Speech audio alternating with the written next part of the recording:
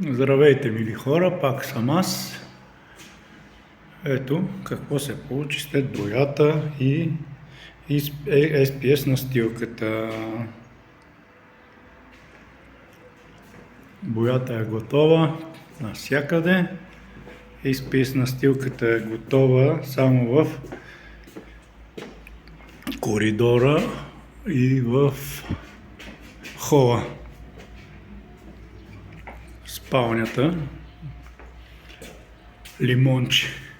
Ето.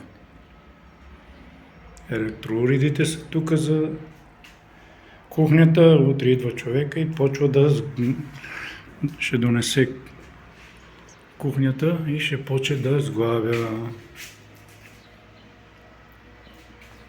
Това са профили, в които ще се монтира LED осветление, които вместо гипсокартон да се работи, да се слага. Това са готови профили, се поръчват и в него може да се сложи LED осветление, унички и LED лента.